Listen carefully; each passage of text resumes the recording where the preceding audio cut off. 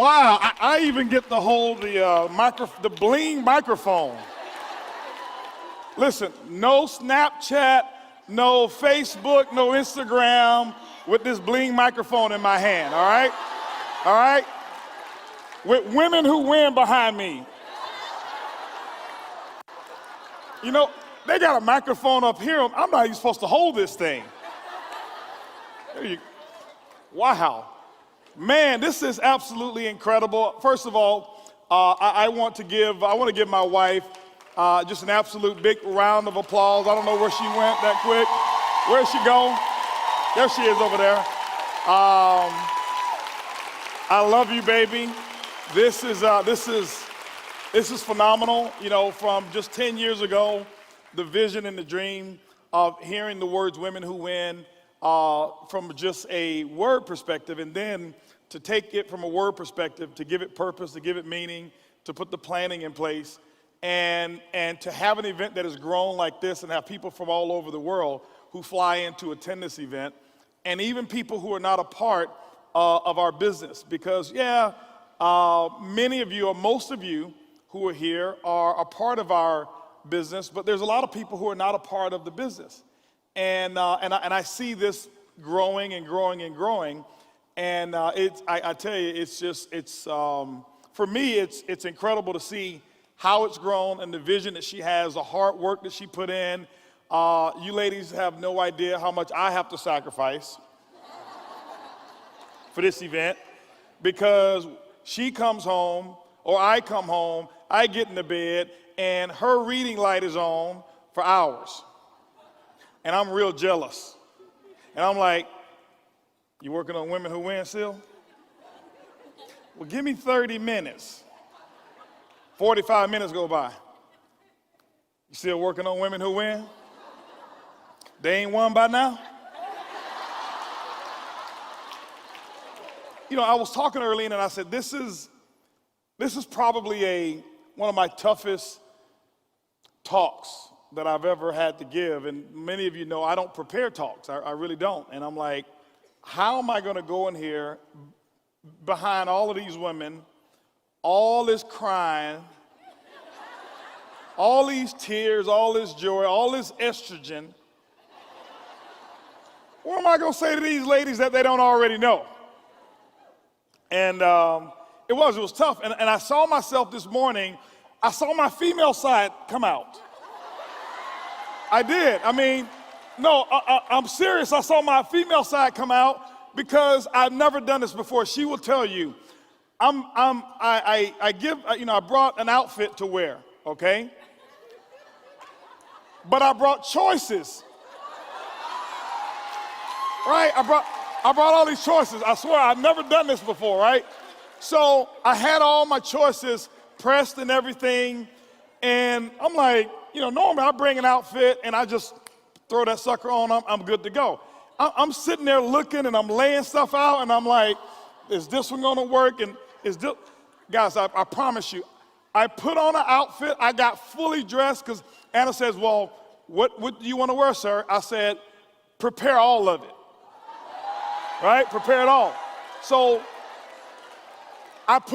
earlier, as I'm getting dressed, I put on my white pants. I had my coral colored a blazer that's on the photo, with my white shirt, and I had my shoes, my belt, and I'm in the mirror and I'm looking and I'm like, okay, how's this look? And I'm looking and I'm lifting up like this. I'm like, I don't do this. Let me tell you how I knew my woman side came out, because I said, you know what? I got something in common with a lot of these ladies. I got on red bottoms. So I put my red bottoms on. And I went in the mirror again and I did like this again, and I'm like, oh my goodness. Erlene and I, if those of you who don't know, we have been together for a long time, and that's relative. We've been together since I was 13, she was 12. So we were junior high school sweethearts, okay? And I remember the first day that I saw her.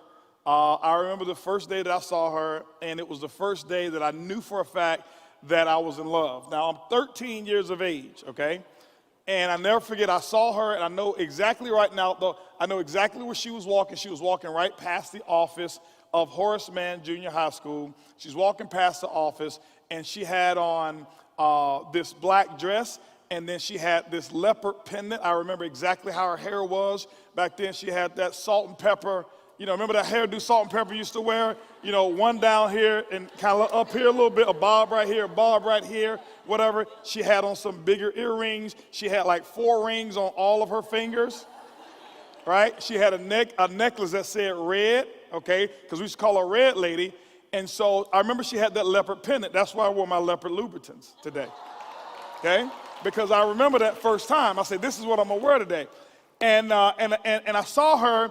She didn't come to school the very first day. She didn't come the second day. She didn't come to school the third day. Now here I am going to school. I'm a 9th grader. At this time, we had an 8th and 9th grade center. It wasn't high school, 8th and 9th grade center. So I was in the 8th grade the year before, obviously. Summertime, what happened? My girlfriend broke up with me. Okay? My girlfriend broke up with me over the summertime, and so I came to school, and see, when we come, we on the prowl. So I say, I'm gonna be a player. I ain't tying myself down to nobody. Now, I'm in the 9th grade, tying myself down. I'm in the 9th, I said, I'm gonna be a player, all right? I'm gonna be a player. I ain't tying myself down to nobody. So you come to school the first day, and you're on the prowl, and you start looking, right? And first day goes by, you've seen pretty much half of the ladies that are there. Second day come, you see the other half. Third day, you've seen everything. 4th day of school, I see this lady walking down. I'm like, she wasn't here first 3 days. And I found out who she was. And 2 weeks later, okay, after I had the nerve or the courage to even speak to her, 2 weeks later, I told her that I'm gonna marry her. Now, here it is, 2 weeks into it, she thought I was joking. She's like, boy, I'm 12. Right? But I've always made a decision, and so I knew exactly what I wanted. Anytime I knew exactly what I wanted, and I was serious. And my family called it puppy love. They said, well, when you go off to high school, you're gonna have all of these girls, and when you go off to college, you're gonna have all these girls. But I was like, no, I know exactly what I'm talking about. And I'm gonna talk to you about that in a little bit here, a part of that. But that was when everything started. That was when it really started. And I have vivid memories of how that relationship actually manifested, why it's still today what it is, and why it's stronger today than it was yesterday. And why it's stronger yesterday as it was the day before, and why every day it continues to evolve and continues to evolve and continue to get stronger. And I'll talk to you a little bit about that. We recently, now before me, obviously she was 12 when I met her. And, she told me about this little guy who used to like her, this little boyfriend that I knew my mother-in-law didn't know about, because this boyfriend existed over in Michigan or New York, one of them, where her dad lived. And, whatever that little rascal was, whoever he was, but anyway. And so, she told me about him.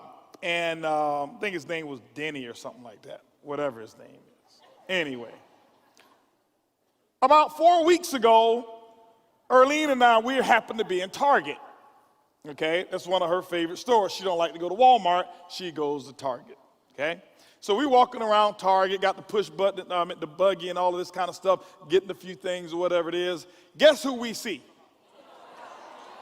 Denny. Denny comes up to her.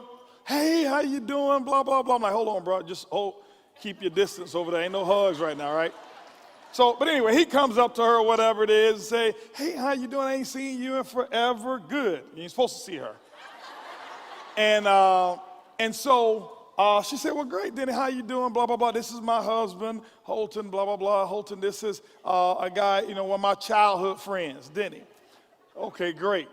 And Denny, how's everything? Well, great. Denny says, I'm the manager here at this Target. And I was like, cool. All right, you won't be coming back to this one. But anyway, that's cool. So we see Denny, right?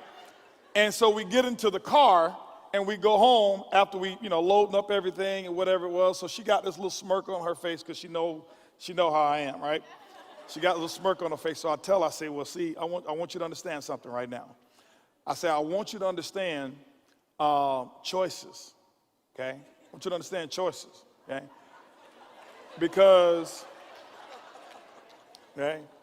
I say, you see what Denny's doing. I told her, I say, ain't nothing wrong with Target. Ain't nothing wrong with being a manager. He walking around, he got like 50 keys, on his chain right here. I say, but you see what you could have been hooked up with? I say, so on our drive home, make sure you're grateful that you hooked up with the Coffee King, right?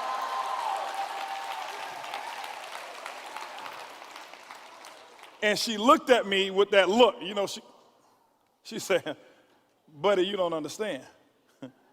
She said, listen, had I hooked up with Denny, you'd be at Target and he'd be the Coffee King.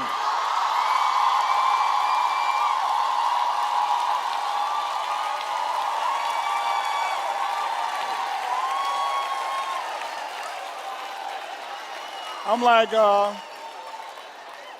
okay, I got you. No problem.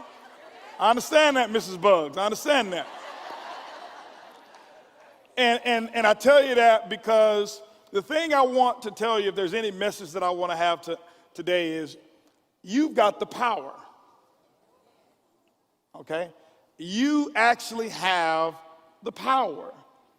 And I see so many women who don't understand where the power is. So many women who don't understand that you actually have the power.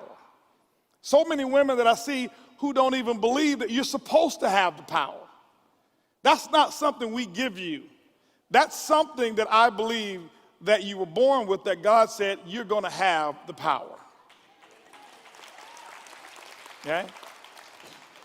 And, when I look at the topic that Erlene chose, and see, we talk all the time, and I see her preparation. I mean, she prepares like crazy for these events. And we discuss all of these things back and forth all the time, but we talk about it, and so many people don't understand the power of a woman. When you take a look at the chessboard, the most powerful piece on there is the queen. Okay? See, the queen can move all over the board. The queen has no restrictions of movement. They can move all the way side to side. They can move forward more spaces than the king can. They can move in a diagonal direction. They can move backwards. They can do whatever they want because they have the power. And when you have the power, you've got to respect the power. Okay? You have to respect the power. So I want to talk to you about power. And so I put together very quickly this acronym, POWER, P-O-W-E-R. Let's talk about the P. And I want to talk to you from a perspective of the man and the woman relationship. And then if we have a chance to get into some questions and some Q&A, then I'll be able to talk to you about woman and woman relationships, because I see them all the time, being in the position that I'm in, having a wife who interacts with women all the time. And I can see a whole lot of things that take place that sometimes she's not aware of. She's not aware of. But let's talk with the P. Y'all sure know how to pick them. That's the P. Let's talk about picking the man. I never forget, I was sitting at dinner, and I happened to have the privilege of sitting with Bishop T.D. Jakes, and this was recently as I spoke at his Gideon conference.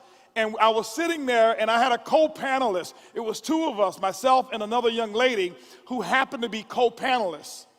And we went to dinner. We went to Del Frisco's afterwards, and myself and that young lady and our pastor and several other of Bishop Jakes' proteges, about 6 to 8 of us, plus his spiritual father, happened to go to Del Frisco Steakhouse. And the young lady, who happened to be the only lady who was there at the time, because he took us to dinner, we were his keynote speakers for that event, and she was talking. She was the CEO of a construction company.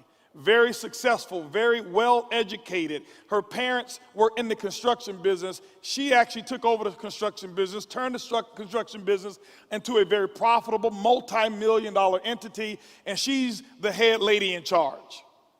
She's in charge. And this right here is going to speak to some of the women here, because some of you are very successful in your profession. And so what happens is you have a different perspective of what you're looking for in a mate.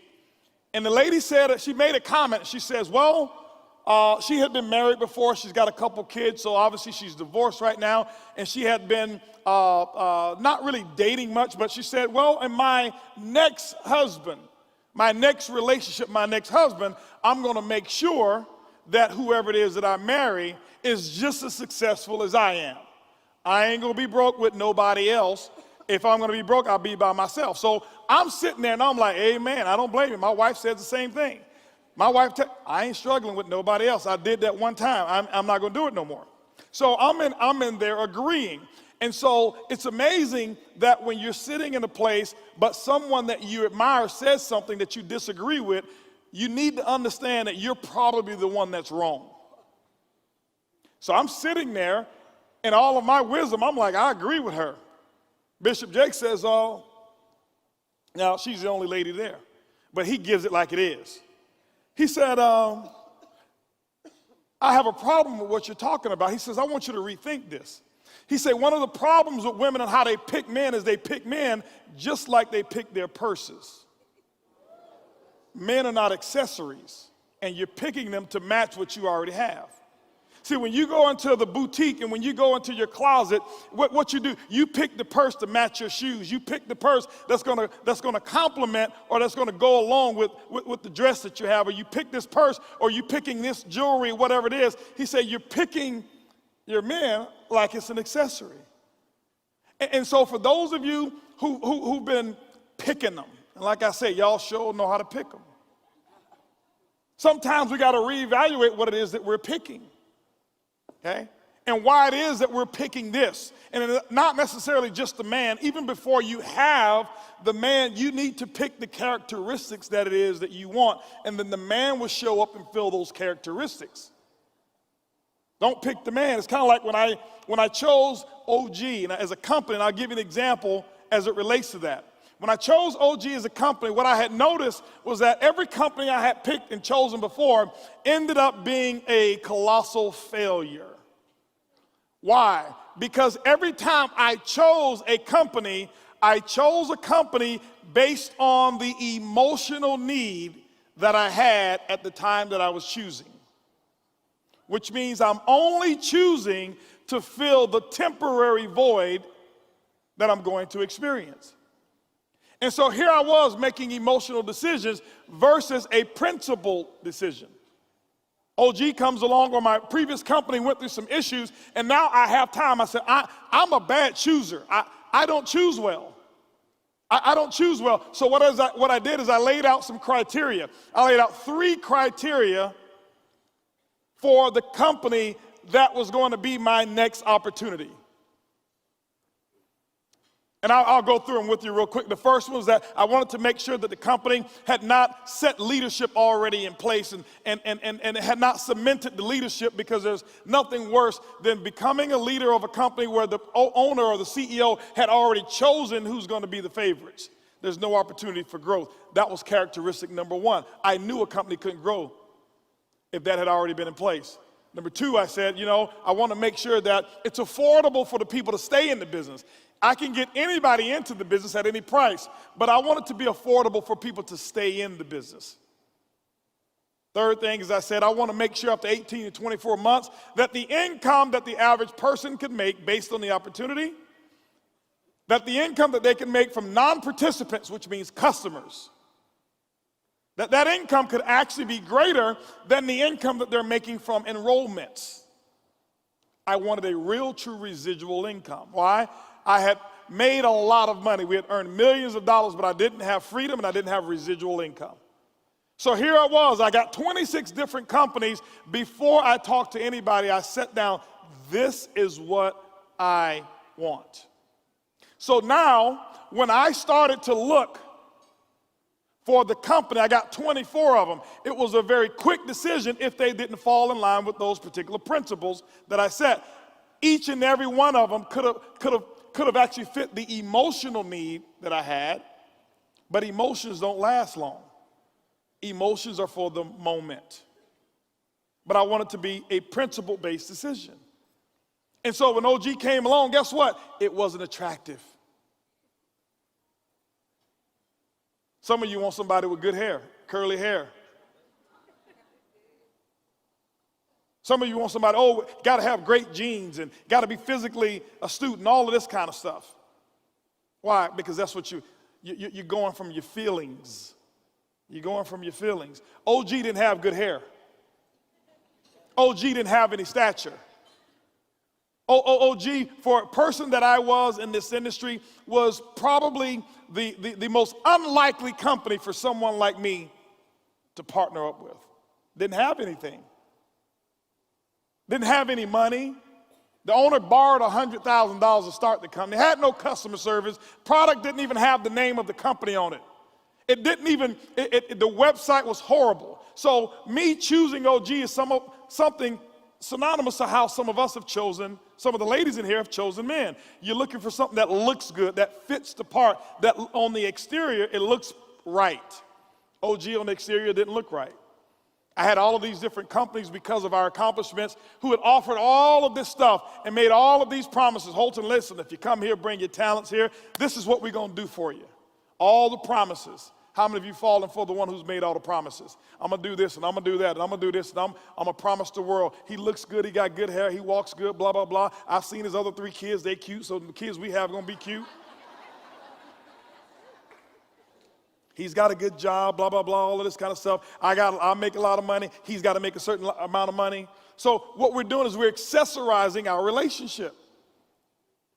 And accessorizing the relationship doesn't work. I put down some principles. And so what happened is this. When I looked at all my principles in every company that I was looking for, I had 24 different companies I'm evaluating. And guess what? As soon as I looked at the company and they had already chosen their leadership, no matter how much somebody earned, no matter how much the top earners were making, it had already violated what I had chosen was my principles. And so it was off of the list. It was not even a candidate. It made choosing very easy. And what happened after I went through all 24 companies, and by the way, OG wasn't even on the list. OG was not one of the 24. When I went through all of these different characteristics, none of those 24 fit the list, and that was when I walked into my pantry to get me a snack, and I saw the box of coffee that had been sitting there. Meaning, some of you are walking right past Mr. Right. But right now he's in a Prius. Or he's in a Honda Accord. Or right now he's getting his suits off the rack. Or right now he don't wear Louboutins and can't buy you Louboutins. So you walk right past him.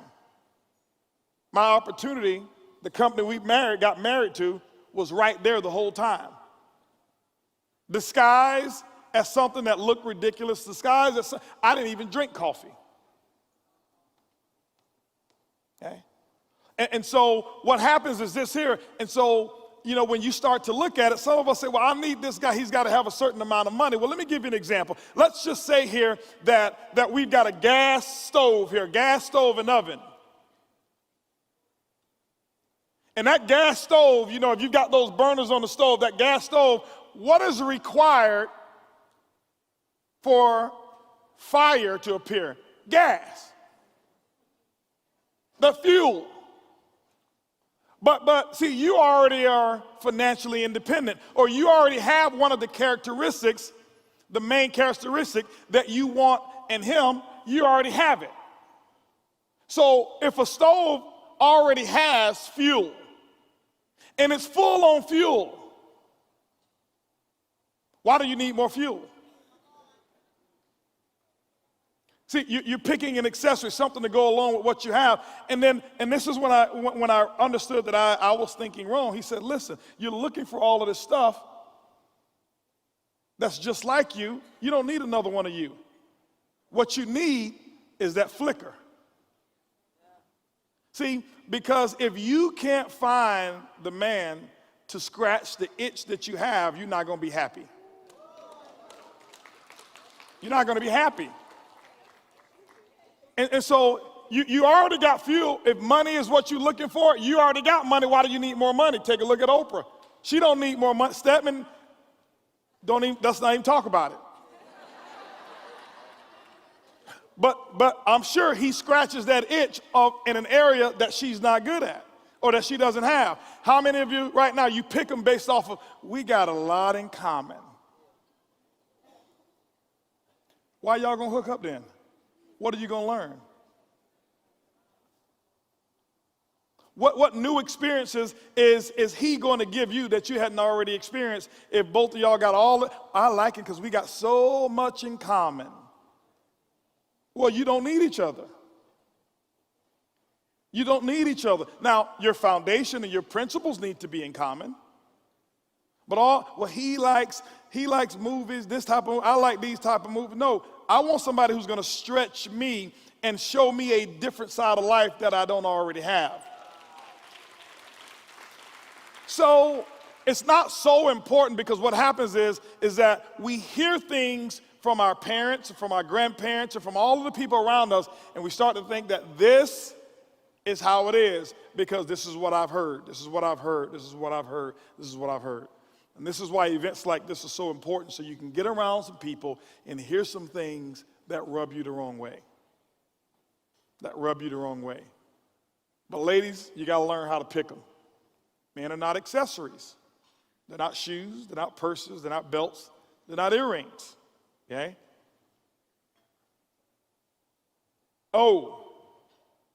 Ownership.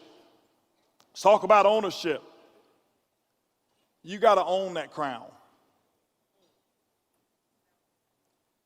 You've got to own that crown. We talked about the queen, you being the queen, you having the power.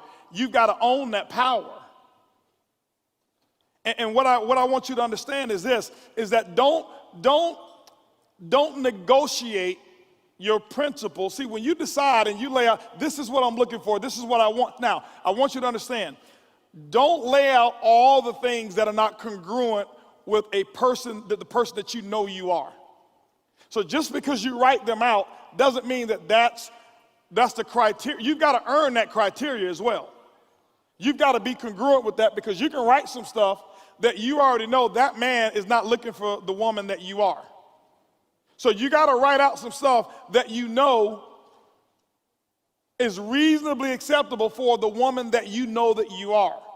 If not, if you want to keep these criteria, it's okay. Before you choose the man, keep the criteria, just grow you as a woman. Grow you as a woman to match the criteria of what it is that you're looking for. Because what is happening is I see this all the time, is I see a lot of women who they have this crown and they don't understand that they own the crown. They're leasing the crown. You're renting the crown. When you're renting, there's no ownership. When you're renting, you turn it back over to its rightful owner and you're putting your crown in the hands of the wrong person. And what happens is when you don't own it, you now become defined by the relationship. You become defined by the person. This is why we see that when you start leasing your crown out, when you don't understand, and when I mean leasing it, you're leasing it from them. It's your crown, you own it. But you're paying rent to someone else for your crown that was already given to you as a birthright for being a female. Does this make sense? So you can't do that. You got to take ownership of your crown. Now that doesn't mean necessarily that you've got to be the big bad wolf in the house. It just means that you understand when you know who you are and you know whose you are, you don't have to talk so loud. See, you know, I remember Denzel said, he said, the loudest one in the room is the weakest one in the room. Okay. But when I can identify a woman that I know for a fact that doesn't own her crown, that she leases her crown, and I'm not saying that just because you talk loud, no, but when you are so braggadocious, when you are so in your face, and when you're so, I don't need this and I don't need that, and she don't own that crown. And you've got to vocalize and you've got to announce who you are as a woman. You don't own that crown, you're leasing it. And the reason she keeps saying of who she is as a woman is because she's saying it to herself because she don't believe it yet. But somebody who owns, like for example, you take the owner of this hotel, most likely you can walk around and not even identify who they are. You know why you can't identify them?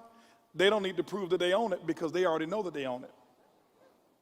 They don't need to walk around, hey, how y'all doing? I'm the owner, I'm the owner. Normally the owner of large establishments or people who have successful businesses are the quietest ones typically in the room. Why? Because they have ownership.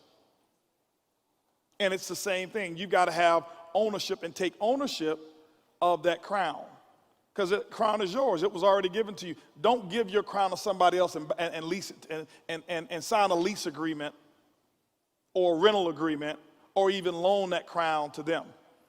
As I said, we start to identify with the man that we choose. And that's why if you take a look at it, many of us start to choose the same style, the same type of relationships over and over and over, which lets you know it's not them.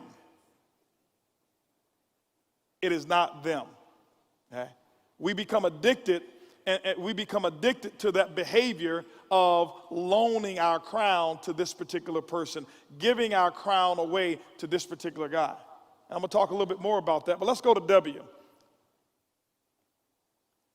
You got to make him want it.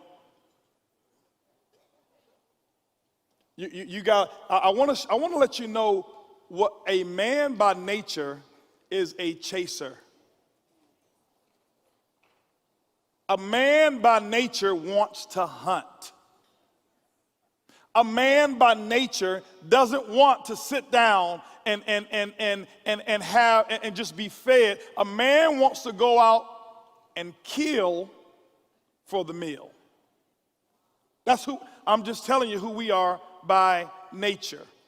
I'll give you something so you can really relate to it. I was just thinking about it just as I was talking. I want to give you something because maybe you can't relate to that, because what I see so often is that we figure that if I just avail everything that I have to him, then he's going to want me. I'm telling you, we'll take it, but we ain't going to want you.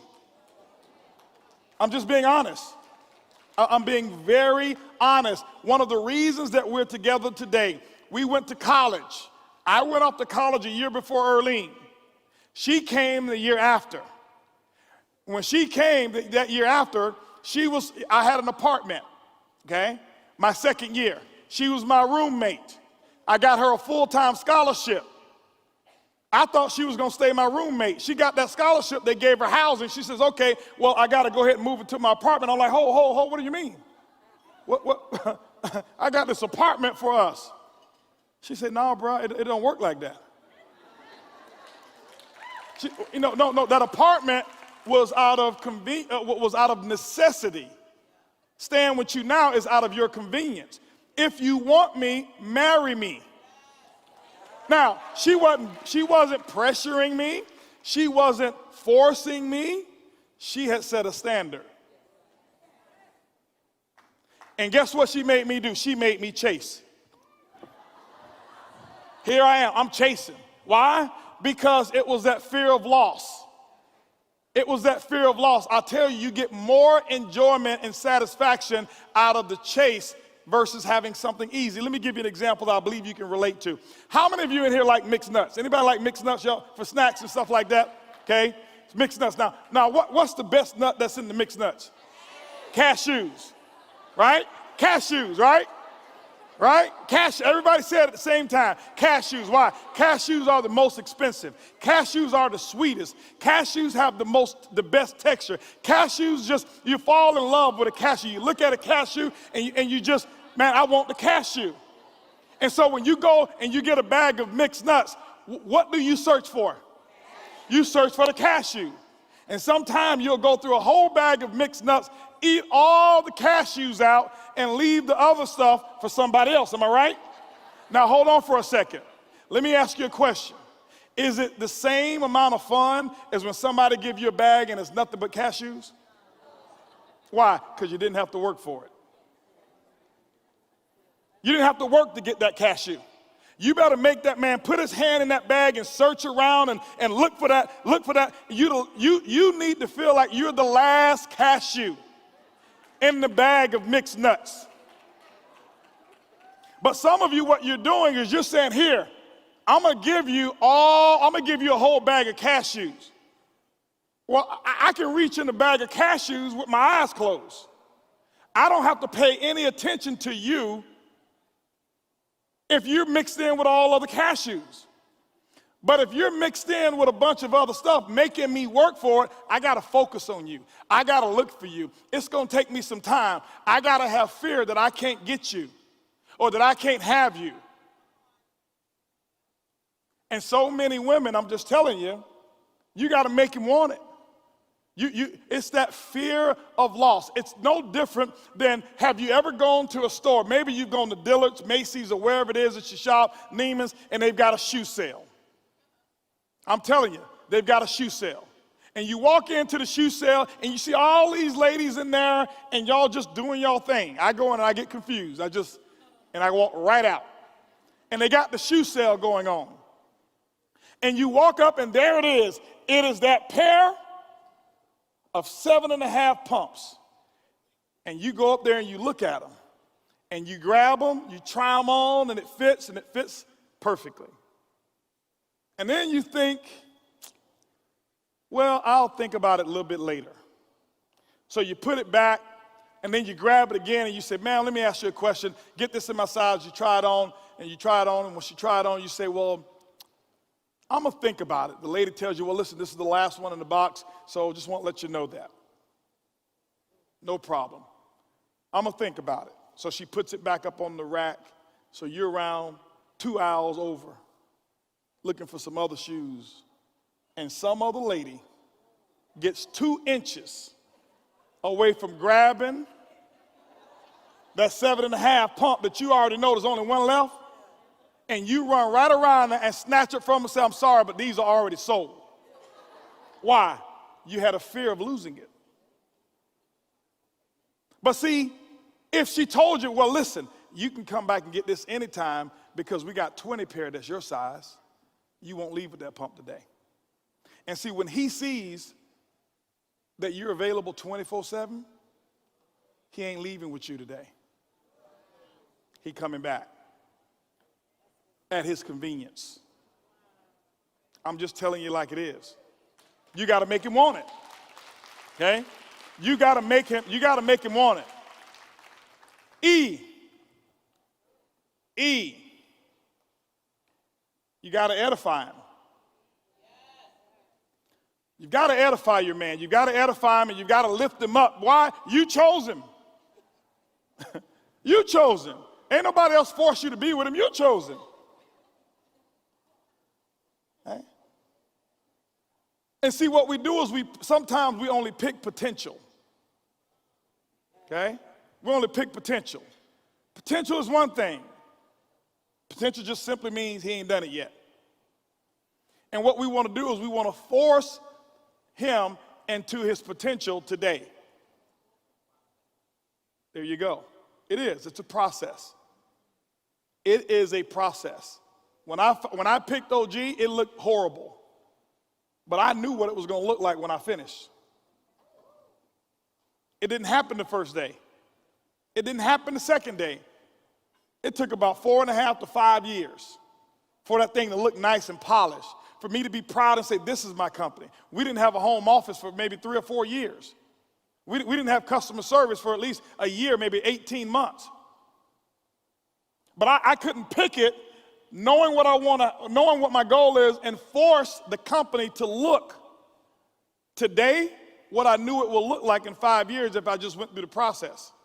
And so what I did is I did my work to lift it up, and that's what you got to do. But make sure you pick somebody who's got work ethic, not just potential. You should be able to size that up within the first 5 minutes if you can get past the curly hair. Okay? All you got to do is listen to his conversation. Honey, listen, baby, listen, let me call you back because I've got a very important call that I've got to do for business. Baby, let me call you back because I'm working a little bit of overtime right now. Just listen. Baby, let me call you back. Man, it's my turn on the pool. We shooting pool, and it's my turn right now, and they waiting on me. Baby, let me call you back because I'm sitting over here at Mom's house, and I'm helping her move things around. Baby, let me call you back. Well, I'm helping my buddy move. You better put that one on hold. If that's the repetitive nature of the call or the conversation that you have, he's got potential, but he ain't working right now. He's going to be a hard one to deal with, a very difficult one to deal with. And I'm not saying be judgmental. I'm just saying learn to observe. Learn to observe. But you got to edify them and you got to lift them up. Why? Because it's not easy, but this is the thing here. The right man knows that it's not easy. The right woman knows that it's not easy. But what you've got to do is that you've got to see him for who you know he can be based off of a little trail of evidence that he's already left to you. Not the words that he speaks. Okay? As we always say, the proof's in the printout, not in what you say. Show me a little bit of evidence that you mean what you say, that you're going to be what I believe you can be, and then now it is you've got the power, as I said, you've got the power to make him believe it. See, a man can have a belief system and the future of how he wants to take care of his family. A woman, the right woman who understands that, she reinforces that belief system and she make him want to go out and kill something so that he can take care of her. And what do I mean by kill something? I'm talking about the hunt again. She makes him want to go out and make sure he kills something so he comes and bring food back home. That's the power that you have. People ask me, well, how did you become successful? How did you do all of this stuff here? Is because she would always tell me when things weren't right how awesome I am. She would always tell me how great I am. Now, we had our moments of disagreement. We had our moments of just frustration, just like everybody else in here. It's the truth. But when it came down to it, I never had to worry whether or not she was going to have my back and be on my side, because she would always encourage and lift me up. It's the words that you use. You just like your daddy. You just lazy. Now, remember, this is the ladies' conference. I got to talk to the men about what they do as well, so don't think I'm just messing with y'all. But when you start to say those things, see, you don't even have to say certain things. I want to let you know you got the power. I tell people today, people ask me, how are you so successful? And I say, well, I'm focused. Nothing distracts me but her. I can walk out the house, and the tone of her voice as she says, see you later, or love you, baby, just if she pronounces it wrong. Instead of she saying, I love you, baby, she say, love you. I leave there and I go to my meeting powerless.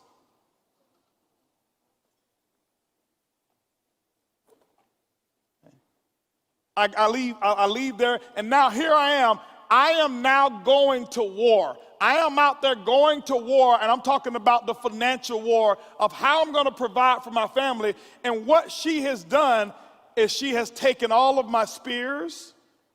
She's taken all of my ammunition away. And when I'm out there and all of my ammunition, and I'm out there in the jungle and I'm fighting the fight, whatever the fight is, I'm insecure. My courage is not there. I don't want to fight the big bear. Why? Because all I got is cub courage. I kill a little cub, I bring that little $15 an hour back home. There's nothing wrong with $15 an hour, but you understand what I'm talking about. You want to live here? but you equip him with this much courage. Because see, this is the thing I want you to understand. Women, we know what you want. Well, we don't act like it all the time. We are some hard heads. But I want you to understand that we're built a little different than you.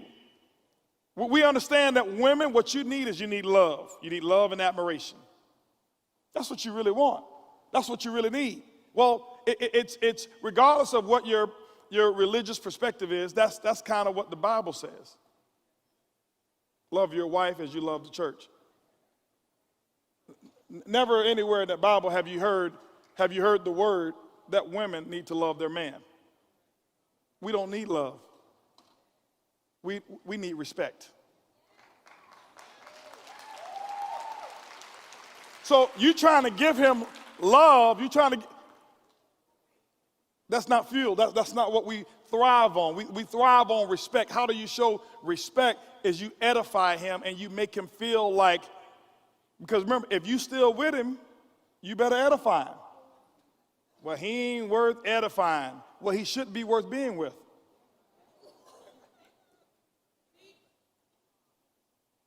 Why would I stay with someone who's not worthy of lifting up? Edify just means to build up. And so you've got to do that. This is the thing I want you to understand. I want you to understand human psychology and the psychology of men, psychology of women.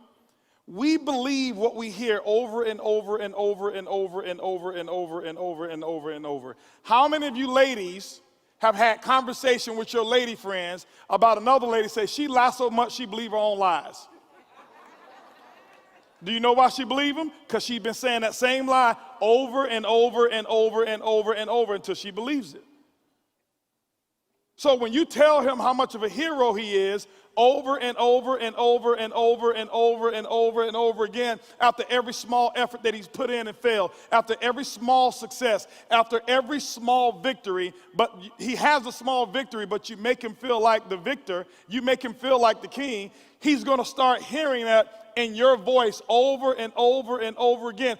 Guess whose voice he hears more than after his own voice? Yours. Guess whose voice he's more familiar with than any other voice outside of his own? Yours. And so now he's hearing your voice over and over. Now, you can choose what he hears. You can choose what he rehearses. You got the power. You've got the power. He can choose, well, you know what? I can't believe you got us in this situation. And guess what? That's what he's going to hear over and over and over. Situation doesn't change, but the words can change. Honey, I know we're in this situation, but you're the right man to get us out of it. See, he can hear that over and over. Now, which one do you think is going to give you all the result that you want? You got the power. You've got the power to influence and to have him feel when I walk into a room, okay? When I walk into a room, regardless of how much money I've ever had, regardless of how much success we've ever had, nobody could shake my tree. I walk into a room and I own it.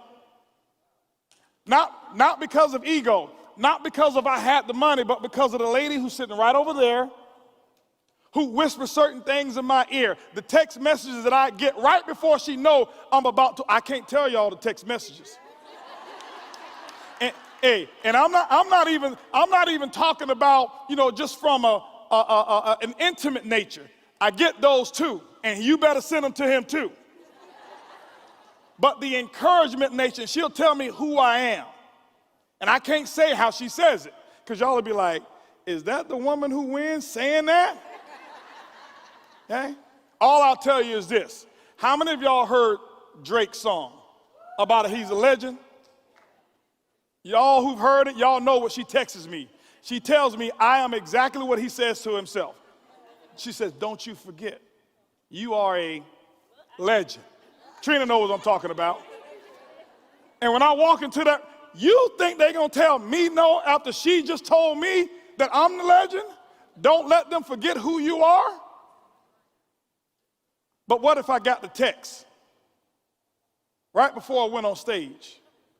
Right before I went into the ring to fight, right before I'm about to take my spear and I'm about to kill the biggest bear in the jungle. You left the toilet seat up again. I'm sick and tired of you leaving your socks and all these lights on. Can you put the tube of toothpaste back in the drawer? Why this trash still over here and you didn't take the trash out? So I look at my phone and, all right, I'm not going to bear hunt today, but maybe I'll kill a cub. You got the power. I'm telling you how we think, how we feel. Okay? So you've got the power to breathe that life of the future into the man that you have. And I'm telling you, ladies, you've got that power. I told it from the, who would have been working at Target? Whoever, listen, the coffee king is whoever you tell that they're going to be the coffee king. But the person, the guy, the man who doesn't have that whispered into his ear, he's over there at Target, managing Target. Nothing wrong with Target. I know nothing wrong with that. You understand what I'm talking about, okay? So I wouldn't have been able to do this without her telling me, repeating in my ear every single day, every single text, you look like $1 million. Every time I put anything on, didn't matter. And guys, you see, some of y'all look at us right now, you think that we were always like this. No, I've never had a low self-image, but I never had this great image outwardly of me in terms of my expression with people until I heard her voice 1,000 times tell me. So I walk into a room now and I own it. I walk into a room now and I expect people to want to get to know me. I walk into a room now and I expect people to respect me because she does. You've got the power. She's got the power. Last one I'll give you is the R. You really run it, but let him run it. Let me explain what I mean by it. The power is not in running it. The power is in influencing what's being run. See, some of us are looking for the power to say, we run the show. Don't run the show, influence the show. Barack Obama runs the country. Michelle influences what he runs. You don't get to see the influence that Michelle has.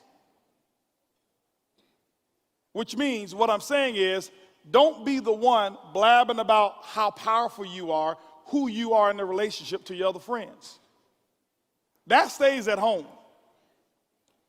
Because what I see so often is that we've come into a world of what I would call, the women's liberation moments and movements and stuff like that, and I'm not for or against any of it. Whatever you feel is what you feel. But it's sometimes almost hypocritical. We want to be here only in this situation, but when something else comes in this situation, then we want to be less than. Then we want to be subservient. No, you can't have it both ways. There's a word that most women and men don't understand that's called submission. That's the curse word of relationships. I want you to understand something because, see, television has given you the wrong definition of what the word really means. Your girlfriends have given you the wrong definition of what the word really means, okay? Whoever it is that you associate with down at the local club has given you the wrong definition of what the word means. I want you to understand that there is power in submission. The person who submits is not the weak one. The person who submits knows that they're stronger, but choose to take a smaller role physically or apparently, but that's the strongest person. That's the one who has all the influence. It's the one who submits. submission doesn't mean less than whatsoever. She's not less than me. She's not as strong as me physically. She's not supposed to be. What if she was as strong and can lift what I lift? We wouldn't need each other. So I say, don't choose somebody who's just like you. What if I was as weak as her? Then we still gonna need somebody who can lift a heavy load. But the strong one, or the one who submits, Erlene always says, people say, well, why don't, I see you do Women Who Win. Why don't you go out and do all of these other presentations? She says, well, you know, there's only room for one Michael Jordan on the basketball court.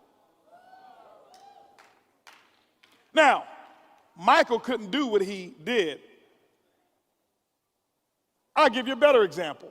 I'll give you a most recent example. LeBron James and Dwayne Wade won 2 championships. Do you know why? Because Dwayne Wade, who was the star, submitted to LeBron's leadership and they won championships.